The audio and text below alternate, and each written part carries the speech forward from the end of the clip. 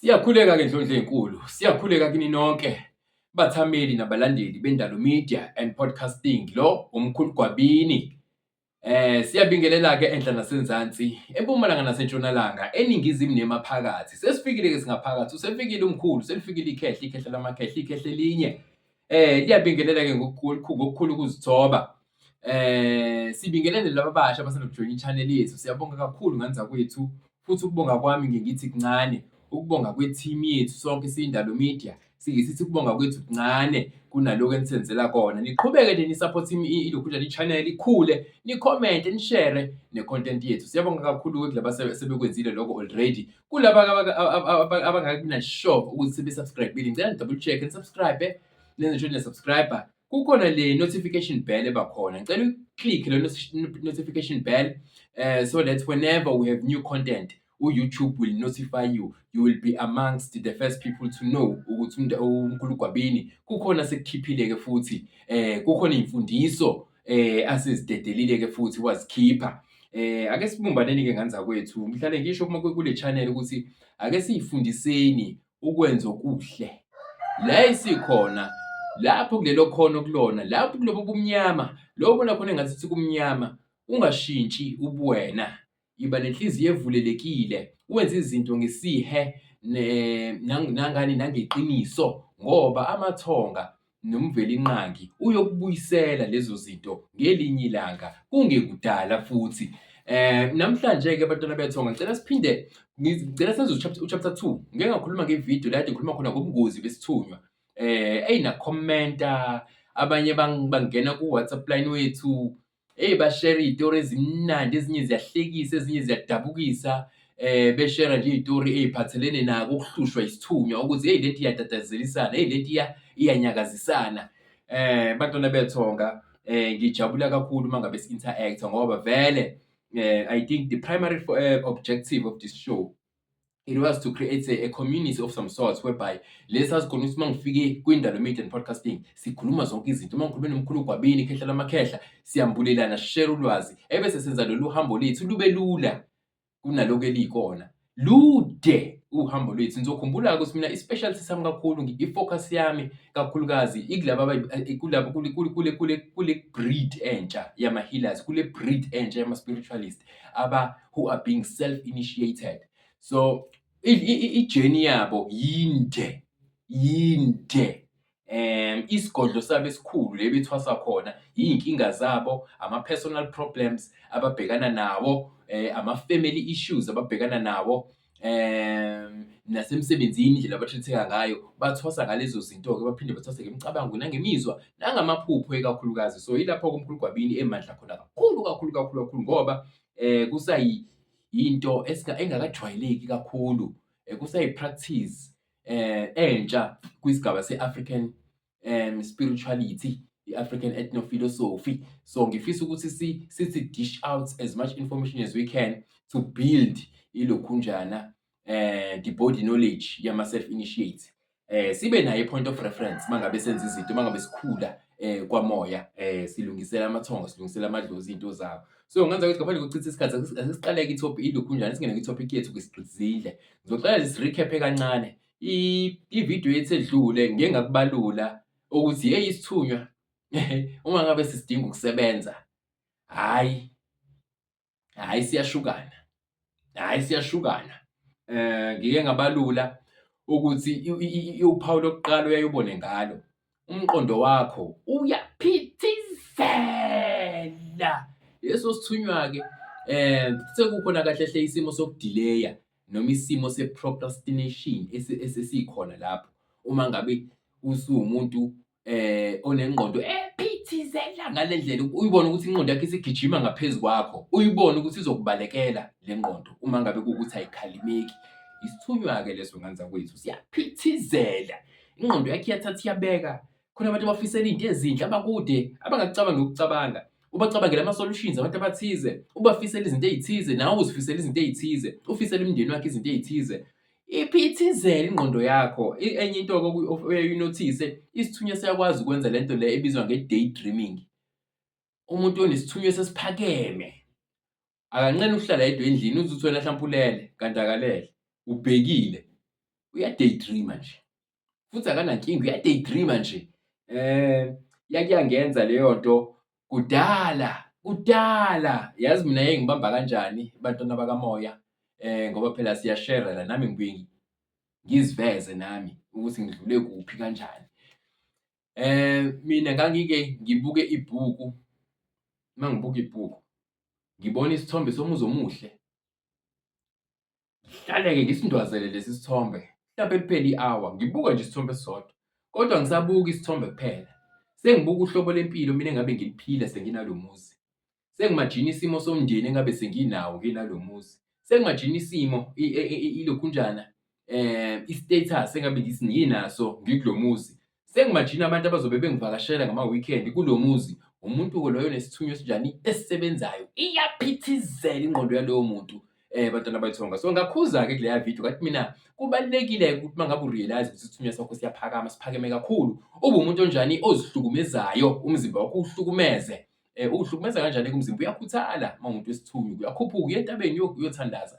Uma kuwukuthi kukhona isonto laseSiyoni eliseduze nawe, uhambe uyombandakanya nabo laba baseSiyoni, ugijime amamasela, ufome, ujuluke, ukhale inyembezi, sijabuleke isithunywa sakho. Ungavumeli isithunywa sakho si-create i-distance, sikushiye nge-distance, ngoba nomqondo nawo wenza same thing.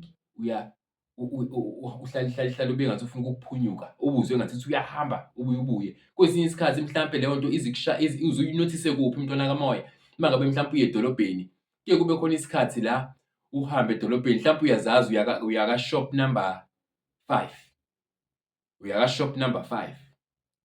ngenza nje umzekeliso. Kodwa ngesimo sokuthi unale nkinga yalesi sithunywa sakho esiphakeme, esibuye sikubambe, sikudedele, sikubambe ingqondo, sikudedele, sibe sikushiye. Ngesikhathi sikushiya leso sithunywa ubona ngani? Uzodlula ka-shop number 5, lo uze khona, lo usuke ekhaya wathi ngiya ka-shop number 5 ngiyothenga u-A, no-B, no-C, no-D. Mhlampe uphaphama usuka shop number 6 or 7, ebese uthi man, ngize la, kahle hle ngiye le, usuyajika usuyabuya.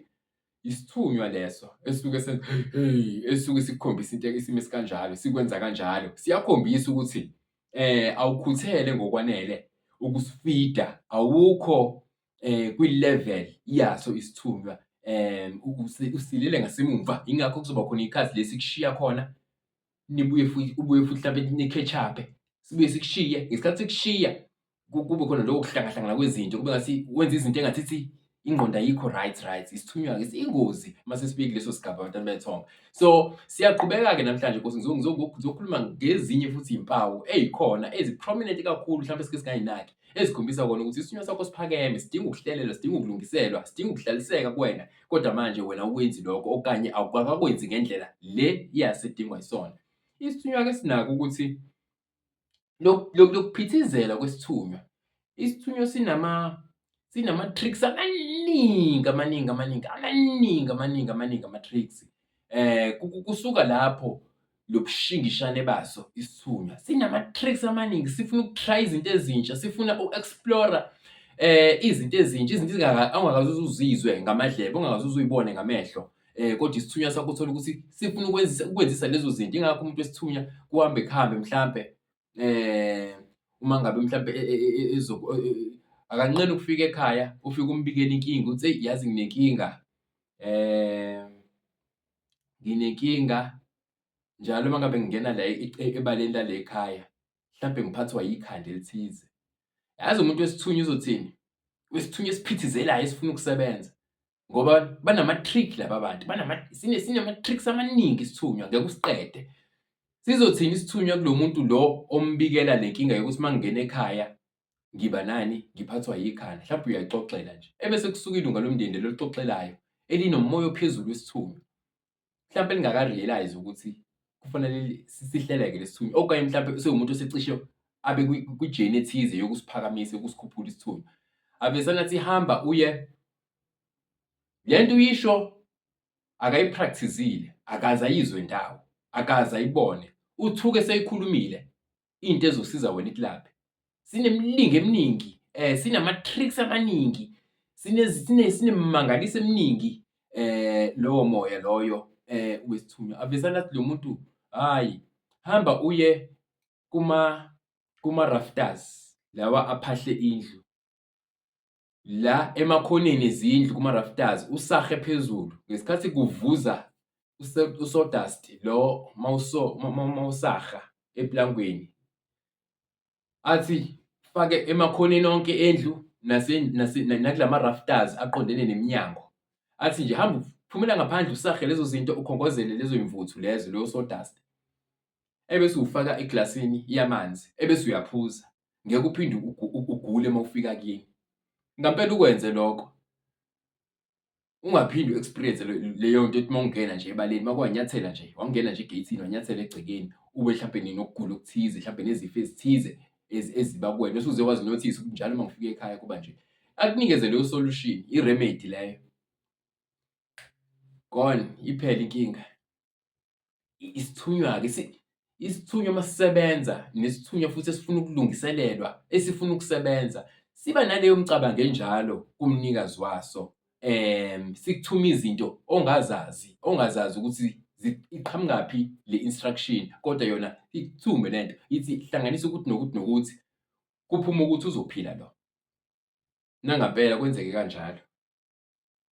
Kwenzeke kanjalo. Kwesikhathi usuyihlanganisa leyo nto, uze ube nongabazane uthi hayibo, ngenzani ngampela abantu bazothi ngiphambanelwe ikhanda. Isithunywa-ke leso, siyakhwishizela. Leso futhi leso sithunywa kuzohambe kuhambe sikukhombe izinto zasedlozini. Sifuna ukugcinela izinto ey'thize zasekhaya ngoba esasekhaya lesi yilesi esifuna ukusebenza. Esiphakeme, esiphahliwe amakhehla nezalukwazi. So kubalulekile bantwana bethonga ukuthi siy'funde lezi zinto sizi-understand-e.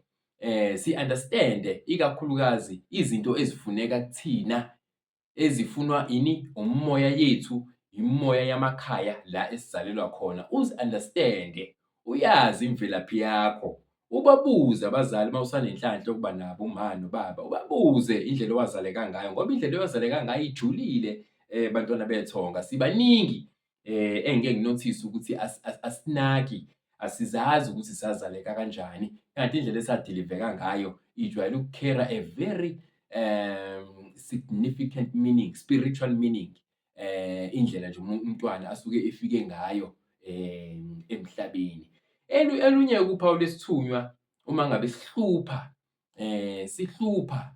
ephinde futhi ibe ubungozi. Siyakwenza isithunywa ukuthi ube umuntu o-hyper. Ube umuntu o-hyper ngey'khathi ey'thize. Ube hyper nje, ube lula. Uma uba lula, uqaqeke nje, uqaqeke wenze izinto zenzeke, uxoxe nabantu, ama-conversations akho abe made nabantu abathize kunendlela ejwayeleke ukuthi abe yiyona. Si-active, siyakushukashuka. Ebese kuthi ngelinye ilanga lo muntu okade uxoxa naye kakhulu uzizwe engavumi ukuthi uxoxe naye. Uzizwe nje ungamfuni nje nale ehambe khona. Ama-tricks esithunywa-ke, ubungozi besithunywa-ke lobo masiphezulu siphakeme. Uzizwe nje ukuthi hayi yingakho labantu besithunywa bake bathi mangabe bedelelwa, badelelwe ngokuthi hayi usibanibani akeve uyahlanya nje lo, uhlanya lolu. Ilokuguquguquka kwalo umoya okwengamele uma ngabe ungakahlaliseki kuwena, unokuguquguquka, ngelinye ilanga uyanama, ngelinye ilanga unganami. Yisona lesi sithunywa, awukakabi kwi-level, asikakahlaliseki ngendlela kuwena emzimbeni wakho nasenyameni yakho nakuka kamoya, awukakabi kwi-level elinganayo naso. Sizokwenza-ke lokho, ebese leyo nto ukuhambe ikwenzeleni, yenze abantu bahlale babe nyama nambana, bakubuke engathi umuntu onjani, mhlampe oneconsi. Siyakubanga-ke lokho isithunywa mangabe sicindezelekile. Ungasikhuthalele, ungasinikezi ukudla kwaso, ungasi-acknowledge, ungasifidi. Siyafidwa ukudla kwaso. Ikuphi ukudla kwaso okhulu gwabini? Umkhuleko. Unamandla ngazwa ukuthi umkhuleko. Angikhulumi mina ngomkhuleko ovesane uvala amehlo, usho amagama ambalwa ojwayele ukuwezwa. Ebese ngikhuluma mina ngomkhuleko odlinzayo kuwona. Uhlale emkhulekweni. Ngisho ungasho igama nga-1 uwabale amagama, uwabale kodwa ekugcineni kumele kuhlangane indaba ejulile eya kwelamathonga. Isithunywa-ke sifidwa yilezo zinto, sijatshuliswa yilezo zinto. Ebese sibe nozinzo emzimbeni wakho, sibe nozinzo esimweni sempilo yakho, singakuqhathi nabantu, singakuqhelanisi, singakukhiphi inyumbazana ebantwini, ungabukeki ebantwini engathithi uphambanelwe ikhanda, bangakuthuki, bangakudeleli ngalokho ngoba uyobe unjani umoya usuzinzekile, siyafideka. Uyaya emanzini, uyageza, uyazihlambulula, sithi calm down, silingane nawe ilokhunjana amandla azo. Uhambe ukhuphuke uye entabeni, ukhuleke, sithi calm down, sibuye size kuwena siqoqeke, sibe collected. Singabi all over isithunywa sakho, singabi all over because once saba all over, yilapho-ke izinto ey'phambana khona. Uthole ukuthi ukhuluma izinto ey'ningi kodwa into oy'khulumayo mase kufanele ukwenze, awenzi nokukodwa kwalezo zinto. Isithunywa-ke leso esikhombisa ukuthini, asihlangahlangene, sihlaphazekile. Siyingozi-ke bantwana bethonga isithunywa kakhulu ngalezo zizathu. Okunye futhi mhlawumbe nje okufikayo engqondweni manje ngisakhuluma ngayo, sisakhuluma ngayo, sisafundisana, sisaqwashisana ngayo lelo khunjana, isithunywa semvelo. Kuwukuthi isithunywa kuba khona iy'khathi, njengoba ngisho ngithi into enama-tricks kakhulu le. Kuba khona iy'khathi la esikubonisa khona izinto, like ukubona izinto kodwa abanye abantu abangaziboni, kodwa nawe lezo zinto awuzibonanga ngamehlo enyama. Ngizokwenza nje umzekeliso, isithunywa siyaye sigijime kuqala siye kumfundisi osuke eshumayela epulpiti. Sifike si-collect-e i-information kuyena, siyibuyise i-information siyilethe kuwena muntu onesithunywa esingakahleleki, noma mhlampe osune-idea ukuthi kukhona umoya ongiphethe ongibusayo. Sikubuyele namaqiniso alo mfundisi. Sithi masifika nje usesontweni nje uthi uqale lokuzabula, uka-understand, kuyacula nje esontweni. Ebese ufikelwa into ethi, ungathini kuthiwe lo mfundisi njengoba elapha epulpiti nje, uphinde alale ney'ngane ey'ncane zala. Yabona le micabango le ewu-weird, isithunywa-ke masiphakeme, isithunywa esifuna ukusebenza, sigigxabeza ngaleyo micabango enje ewu-weird. Nawe uze uy'khuze uthi hayibo ngithini manje, uthi akubona nje amadimoni lawa akhulumayo. Sinako-ke isithunywa ukuthi uma ngabe singakahleleki, singakahlaliseki, kumnikazi waso, athuke umnikazi aze ay'tshele ukuthi hayi hlampe sekukhuluma umoya e-wrong, hlampe sekukhuluma imimoya yobusathane, sekukhuluma imimoya yobudimoni. Ngobani? Sisuke sisebenza sona, senza umsebenzi wani wokuthunywa. Sisuke sithunywa, isithunywa siyathutha. Senza lezo zinto, siyathutha. Sithutha iy'ndaba, sithutha iy'gulo, sithutha izimfihlo, sizilethe kuwena. Ebese le nto-ke uma ngabe ungakahleleki umoya waso isithunywa kuwena, ebese uba umuntu ongathithi ubona izinto ezingekho. Ube umuntu engathithi ubona izinto ezingekho. Kwesinye isikhathi kusho abantu abaseceleni, kwesinye isikhathi kwawena uze uzikhuze uthi hayi no, calm down, uze usho ngenhliziyo hayi calm down man. Kwenzakalani? Ingqondo yami yasisisabalala kangaka. Isabalala ingqondo. Uyibone ukuthi lokhu kusabalala kwale ngqondo kuzohamba iphunyuke ingishiye, ebese kwenzeka ini? Lento ethi umuntu ubalekelwe ingqondo. Uze uzikhuze kwesinye isikhathi. Isithunywa-ke lesi sisuke sifuna ukusebenza, siphakeme kakhulu, sifuna ukusebenza. So, sinayo-ke leyo tendency yokukuthumela iy'ndaba, isithunywa. Kangangokuba ungathi uhleli ekhaya, ufikelwe umcabango ngelinye ilunga lomndeni elikude, elingekho la osuke ukhona. Uthi uma ufikele lo mcabango, uvesane ufikelwe ukuthi yazi uzibani, unento ethize ngawe.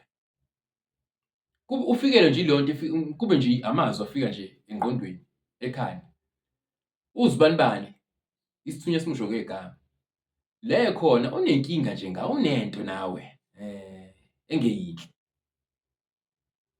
Lapho kuyibani, akeve ebukeka emsulwa emehlweni omndeni naphambi kwakho uma uphambi kwakhe.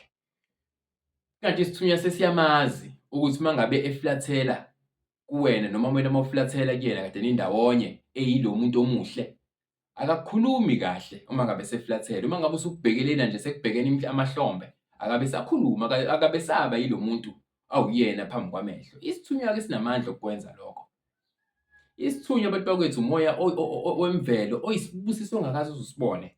Ngifisa ukuthi ngalamavidiyo, ngalolu hlobo le-content, ngalolu hlobo lokwambulela, le mimoya kumele siyi-embrace. Uma ngabe unengane encane ekhaya ekhulayo, usuyazi i-family history yakini, awuyikhulise iy'ngane ngendlela eqotho, ngendlela ekuyiyo. Ufunde ukuyi-notice iy'ngane, u-notice izinto ezingamaphethini ezenziwa iy'ngane ey'ncane zisakhula. Ukwazi ukusheshe u-identify-e umoya ozohlupha le ngane. Ukwazi ukusheshe uku-identify-e uhlobo lemimoya esiyengamele lo mntwana. Nizilungiselele bantu bethonga, nizilungiselele iy'ngane zisakhula. Singaze kufike esigabeni sethu sokuthi thina sifunde izinto ngoba sesishawa, sifunde izinto ngolaka, safunda izinto sesigijima sesilandela idlozi ngasemuva ngoba selishiyile, sesilandela naso isithunywa sethu esihamba ngasemuva. Ngobani? Sesize sadubeka kwamasiphaphama.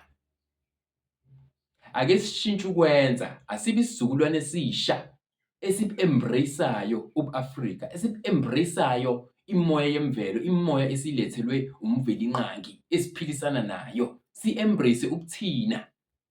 U-understand i-role yakho ozoyidlala emhlabeni, u-understand i-role yakho ozoyidlala kwi-family, u-understand i-role yakho ozoyidlala komakhelwane, u-understand i-role yakho ozoyidlala kwi-office space okanye kwi-workplace environment.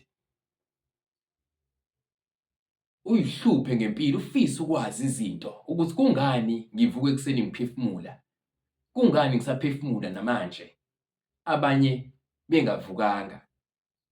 Kungani nginomsebenzi ngivuka ekuseni ngisebenza ngihola kahle, abanye bekhala bengasebenzi, abanye besebenza kodwa behola imali iphelele emoyeni, kodwa wena eyakho iyaphelela wenza izinto still isale imali. Kukwenzakalani kuwena? Uy'hluphe ngoba impilo manje ngike ngasho I think kwenye yamavidiyo edlule ukuthi sikwi-era, sikwi-phase la ekucorrect-wa khona ama-injustices of the past ayenziwe okhokhokhulu, okhokho bethu, okhokho bokhokho, okhokho basendulo. Sikwi-era yokulungisa lawo maphutha. So mawuthi siyalungisa lawo maphutha-ke, wena why ube nenhlanhla engaka? Kumele uy'buze ukuthi iyani le nhlanhla le? Lezi zinto ey'lokhu y'qhamuka kuwena, abanye abantu bekhala left, right and center. Kuyiy'nkulumo ey'thize ey'julile zasethongeni nasedlozini. Sukuma, uzazi ukuthi ungubani. Ulungise umlando wasekhaya, ulungise isimo sasekhaya. Ube yisibusiso emndenini ozalwe kuwona. Ube yisibusiso komakhelwane. Ube yisibusiso emphakathini odabuka kuwona. Uma ngabe ukhuluma izinto ezakhayo, ungabhidlizi. Thina sabantwana bakamoya siyakha. Noma thina bangasikhulumela izinto ezingezizo, kodwa thina sinale assurance esinayo yokuthi asihambi sodwa. Noma beza bebaningi besihlasela ngamanga, besihlasela ngey'nkulumo, besihlasela ngobuthakathi nangokuloya. Thina singabantu bakamoya, asiphindiseli, siguqa phansi sithandaze. Siguqa phansi sithandaze, sikhuluma ukuphila kubona lobu bumnyama obulethwa kuthina. Unamandla umthandazo bantwana bethongo, unamandla ongakaze uze uwubone umthandazo, uwodwa nje. So yeah, this is Umkhulu Gwabini, kanti le Indalo Media and Podcasting.